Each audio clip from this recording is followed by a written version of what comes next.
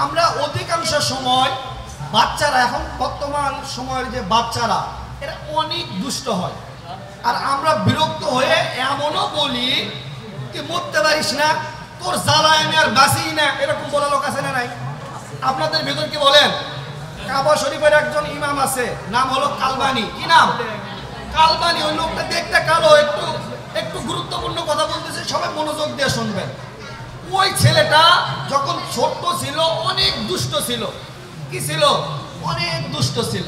তখন কোনো এক সময় ওই ইমাম কালবানির মা রাগ করে বলতেছে, আল্লাহ তোকে কাবা শরীফের ইমাম বানাই। এটা কি করে বলছে? রাগ করে বলছে। তো আমরা রাগ করে কি বলি? তুই মরতে পারিস না, তোর জ্বালায় আর বাঁচি না, তোর জন্যই এটা হয়, এইটা আমরা বলি। আমরা এটা কেন বলবো? আমরা তো আমাদের বাচ্চাদের, আপনি মা, আপনি বাবা, আপনার দোয়া আল্লাহ সবসময় কবুল করবে। আপনি হাসতে হাসতে দোয়া করলেও আপনার দোয়া কবুল করবে, আপনি কাঁদতে কাঁদতে দোয়া করলেও আপনার দোয়া আল্লাহ কবুল করবে, আপনি রাগ করে দোয়া করলে ওই দোয়াটা আল্লাহ কবুল করবে। তাহলে আপনি যে রাগান্বিত হয়ে আপনি আপনার বাচ্চার উপর একটা কথা বললেন, সঙ্গে সঙ্গে আল্লাহ যদি ওইটা কবুল করে, তাহলে আপনার সন্তানের জন্য আপনি যে দোয়াটা করলেন এটা কি ভবিষ্যতে ভালো হবে না খারাপ হবে? সকলের পায়ে হাত দিয়ে করজোড়ে অনুরোধ করবো, আজ থেকে আমাদের বাচ্চাদেরকে শাসন করব না। কি করব না? শাসন থেকে দূরে রাখবেন। যেটা করবেন ভালোবাসা আদর দিয়ে করার চেষ্টা করবেন, এবং ভালো করুক খারাপ করুক আপনি বিষয়টা ভালোভাবে আপনি নিজে বোঝার চেষ্টা করবেন। আপনার বাচ্চাকে যে জিনিসটা শেখাচ্ছেন, বুঝাচ্ছেন, এটা কি ভালো হচ্ছে কিনা। এটা যদি ভালো হয় অবশ্যই আপনার বাচ্চার আগামীর ভবিষ্যৎ ভালো। এবং এখন থেকে আমরা যেটা করব, বাচ্চাদেরকে আর ধমক দেব না, শাসন করব না, আমরা দিব সবচেয়ে যেটা বেশি, সেটা হলো ভালোবাসা আর সময়। পারবো তো ইনশাআল্লাহ? আপনি আপনার সন্তানকে ভালোবাসা দেবেন, আপনি এক সময় বয়স্ক হয়ে যাবেন, আপনার সন্তান আপনাকে সময় দেবে, ভালোবাসা দেবে। আপনি আপনার সন্তানকে ব্যস্ততা দেখাবেন, আপনার ভবিষ্যৎ হবে, আপনার বাড়িতে হবে না, ওই বৃদ্ধাশ্রমে হবে। ঘুমাতে যাওয়ার আগে শুনি সোনার বাংলাদেশ, ঘুম থেকে জেগে দেখি খুনির বাংলাদেশ নাকি চোরের বাংলাদেশ। ঘুমাতে যাওয়ার আগে শুনি সোনার বাংলাদেশ, ঘুম থেকে জেগে দেখি খুনির বাংলাদেশ নাকি চোরের বাংলাদেশ। এই দেশেতে খুনাখুনি বেড়ে চলছে, এই দেশেতে চোরা কারবারি চলছে, ঠিক না? এই দেশেতে খুনাখুনি বেড়ে চলছে, এই দেশেতে চোরা কারবারি চলছে। তাই দেখিয়ে আলেম সমাজ কোরআনের কথা বলছে, তাই দেখিয়ে আলেম সমাজ কোরআনের কথা বলছে। নাস্তিক্যবাদ তাদেরকে এবার মৌলবাদী বলছে, নাস্তিক্যবাদ তাদেরকে এবার মৌলবাদী বলছে।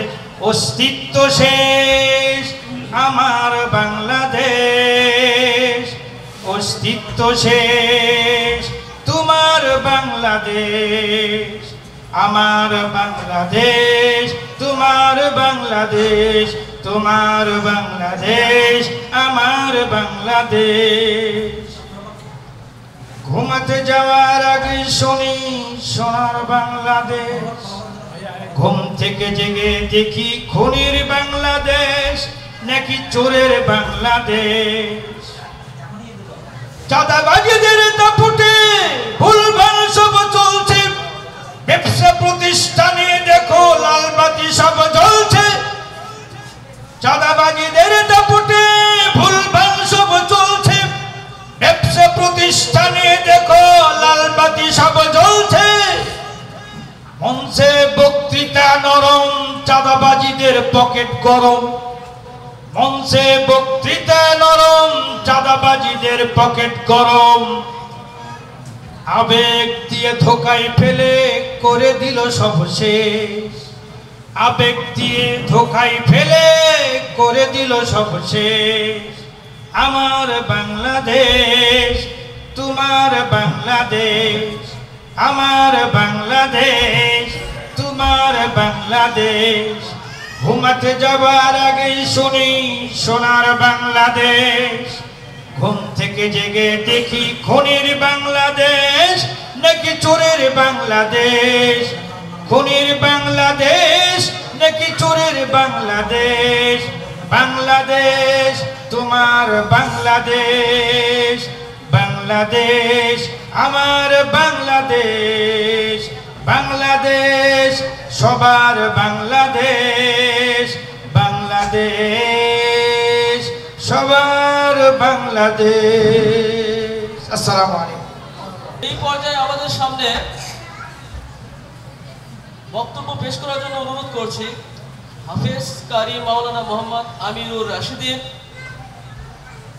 সদস্য মাজলিসুল মুফাসসিরিন, সাধারণ সম্পাদক বগুড়া মিডিয়া ক্লাব, এবং ইনি আমাদের মাদ্রাসার কেজি শ্রেণীর রাহিমা আক্তার সোয়ার অভিভাবক।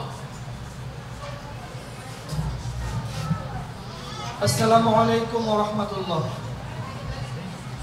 আউযু বিল্লাহি মিনাশ শাইতানির রাজীম। ইকরা বিসমি রাব্বিকাল্লাযী খালাক, খালাকাল ইনসানা মিন আলাক। وقال رسول الله صلى الله عليه وسلم خيركم من تعلم القرآن وعلمه। সমস্ত প্রশংসা ওই রব্বুল আলামিনের দরবারে, যে রব্বুল আলামিন আমাদের সবাইকে এরকম একটা জান্নাতের বাগানে বসার তৌফিক দান করেছেন। সেই রবের দরবারে সকলে একবার শুকরিয়া আদায় করি, সকলে বলি আলহামদুলিল্লাহ। দরুদ পড়ি সেই মহামানবের প্রতি, সকলে বলি সাল্লাল্লাহু আলাইহি ওয়াসাল্লাম। প্রথমেই বলবো আপনারা সকলে কেমন আছেন? সকলে আলহামদুলিল্লাহ কি মানে অন্তর থেকে বলতে পেরেছেন? আলহামদুলিল্লাহ। সুখে থাকার পর, দুঃখে থাকার পর, কষ্টে থাকার পর, খেয়ে থাকার পর, না খেয়ে থাকার পর কোনো বান্দা যদি আল্লাহর রাজি খুশির উদ্দেশ্যে আলহামদুলিল্লাহ বলে, এই জমিন থেকে আসমান পর্যন্ত ফাঁকা জায়গা সব ওই বান্দার জন্য রহমত আর বরকত দ্বারা ভরপুর হয়ে যায়। আবারও একবার বলি আলহামদুলিল্লাহ।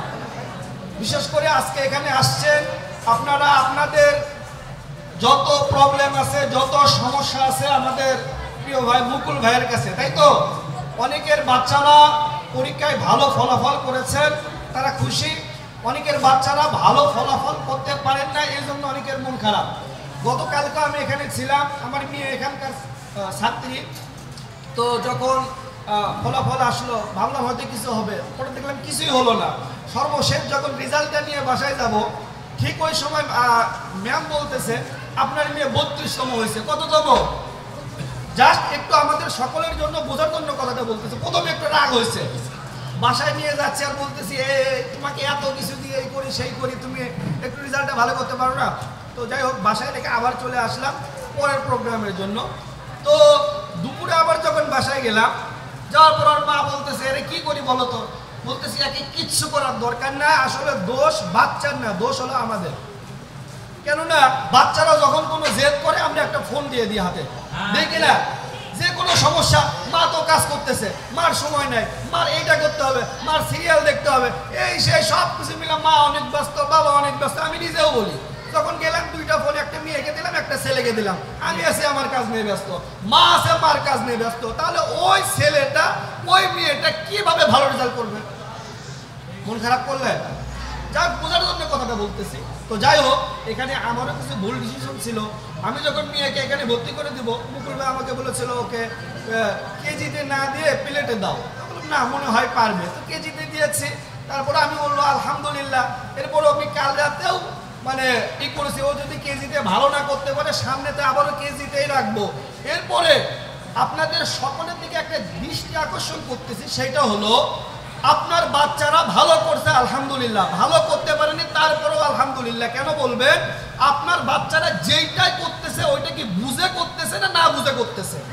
আমার দেখা আমার পরিবারের ভিতরে এমনও কিছু ভালো আমাদের আত্মীয় স্বজন আছে, তাদেরকে যদি বলা হয় তোমার দাদার নাম কি বলতে পারবে না, অথচ ও জিপিএ 5 পেয়েছে। এরকম বাচ্চারা আছে না নাই? এই আমাদের সম্পর্ক জানা দরকার আছে না? একটা বই দিয়ে দিলাম, একটা সিলেবাস দিয়ে দিলাম, মুখস্থ করতেছে করতেছে করতেছে, এটা আমরা কখনো করব না। আরেকটা বিষয়, আমরা অধিকাংশ সময় বাচ্চারা, এখন বর্তমান সময়ের যে বাচ্চারা, এরা অনেক দুষ্ট হয়। আর আমরা বিরক্ত হয়ে এমনও বলি তুই মরতে পারিস না, তোর জ্বালায় আমি আর বাঁচি না, এরকম বলা লোক আছে না নাই? আপনাদের ভেতর কি বলেন? কাবা শরীফের একজন ইমাম আছে, নাম হলো কালবানি। কি নাম? কালবানি। ওই লোকটা দেখতে কালো, একটু একটু গুরুত্বপূর্ণ কথা বলতেছে, সবাই মনোযোগ দিয়ে শুনবেন। ওই ছেলেটা যখন ছোট্ট ছিল অনেক দুষ্ট ছিল। কি ছিল? অনেক দুষ্ট ছিল। তখন কোনো এক সময় ওই ইমাম কালবানির মা রাগ করে বলতেছে, আল্লাহ জান তোকে কাবা শরীফের ইমাম বানাই। এটা কি করে বলছে? রাগ করে বলছে। তো আমরা রাগ করে কি বলি? তুই মরতে পারিস না, তোর জ্বালায় আর বাঁচি না, তোর জন্যই এটা হয়, এইটা আমরা বলি। আমরা এটা কেন বলবো? আমরা তো আমাদের বাচ্চাদের, আপনি মা, আপনি বাবা, আপনার দোয়া আল্লাহ সবসময় কবুল করবে। আপনি হাসতে হাসতে দোয়া করলেও আপনার দোয়া কবুল করবে, আপনি কাঁদতে কাঁদতে দোয়া করলেও আপনার দোয়া আল্লাহ কবুল করবে, আপনি রাগ করে দোয়া করলে ওই দোয়াটা আল্লাহ কবুল করবে। তাহলে আপনি যে রাগান্বিত হয়ে আপনি আপনার বাচ্চার উপর একটা কথা বললেন, সঙ্গে সঙ্গে আল্লাহ যদি ওইটা কবুল করে, তাহলে আপনার সন্তানের জন্য আপনি যে দোয়াটা করলেন এটা কি ভবিষ্যতে ভালো হবে না খারাপ হবে? সকলের পায়ে হাত দিয়ে করজোড়ে অনুরোধ করবো, আজ থেকে আমাদের বাচ্চাদেরকে শাসন করব না। কি করব না? শাসন থেকে দূরে রাখবেন। যেটা করবেন ভালোবাসা আদর দিয়ে করার চেষ্টা করবেন, এবং ভালো করুক খারাপ করুক আপনি বিষয়টা ভালোভাবে আপনি নিজে বোঝার চেষ্টা করবেন। আপনার বাচ্চাকে যে জিনিসটা শেখাচ্ছেন, বুঝাচ্ছেন, এটা কি ভালো হচ্ছে কিনা। এটা যদি ভালো হয় অবশ্যই আপনার বাচ্চার আগামীর ভবিষ্যৎ ভালো। এবং এখন থেকে আমরা যেটা করব, বাচ্চাদেরকে আর ধমক দেব না, শাসন করব না, আমরা দিব সবচেয়ে যেটা বেশি, সেটা হলো ভালোবাসা আর সময়। পারবো তো ইনশাআল্লাহ? আপনি আপনার সন্তানকে ভালোবাসা দেবেন, আপনি এক সময় বয়স্ক হয়ে যাবেন, আপনার সন্তান আপনাকে সময় দেবে, ভালোবাসা দেবে। আপনি আপনার সন্তানকে ব্যস্ততা দেখাবেন, আপনার ভবিষ্যৎ হবে, আপনার বাড়িতে হবে না, ওই বৃদ্ধাশ্রমে হবে। আরেকটা শেষ কথা, বিভিন্ন জায়গায় বিভিন্ন কিছু দেখা হয়। আমার আল্লাহর রহমতে বাংলাদেশের প্রত্যেককে যে সামনের মাস থেকে শুরু হবে রমজান পর্যন্ত বাংলাদেশের 64টা জেলায় আমার ঘোরা হবে। বিশেষ করে বৃদ্ধাশ্রমে যাওয়ার পর আজ পর্যন্ত যতগুলো বৃদ্ধাশ্রমে গিয়েছি, কোনো জায়গায় কোনো বাবা মাকে পাইনি তার ছেলে মাদ্রাসায় পড়ছে। আলহামদুলিল্লাহ বলে। কোনো মাদ্রাসার ছেলে মেয়ের বাবা মা বৃদ্ধাশ্রমে যায় না। বৃদ্ধাশ্রমে দেখেছি একটা মাত্র ছেলে বিসি, কি একটা জেলার দায়িত্ব, মার জায়গা নেই, মা আছে বৃদ্ধাশ্রমে। অনেক জায়গায় গেছি, বাবা আমাদের দিকে হাও মাও করে কান্না শুরু করছে, বাবা তোমার মতো যদি একটা সন্তান থাকতো আজ আমার এখানে থাকতে হতো না। তার মানে কি? দিনই শিক্ষার অভাব। আপনি আপনার সন্তানকে দিন শিক্ষা দেবেন, সময় দেবেন, ভালোবাসা দেবেন, আপনি ইহকালেও শান্তি পাবেন, পরকালেও মুক্তি পাবেন। আর আজকে আবারও আগেই বলতেছি, আবারও মোবাইল দিয়ে দেবেন, সময় দেবেন না, ব্যস্ততা দেখাবেন না। আপনার যখন বয়স হয়ে যাবে, আপনি যখন বার্ধক্য উপনীত হবেন, তখন আপনার সন্তানও আপনাকে সময় দেবে না। কথা কি ক্লিয়ার? যেটুকু কথা বললাম, আল্লাহ রাব্বুল আলামিন আমি সহ আমাদের সবাইকে বুঝে মেনে আমল করার তৌফিক দান করুক। আর আমাকে এখানে সময় দেওয়ার জন্য প্রিয় ভাই মুকুল ভাই এবং মর্জিনা ইসমাইল মডেল মাদ্রাসাকে অসংখ্য ধন্যবাদ। আল্লাহ হাফেজ। আসসালামু আলাইকুম ওয়া রাহমাতুল্লাহ।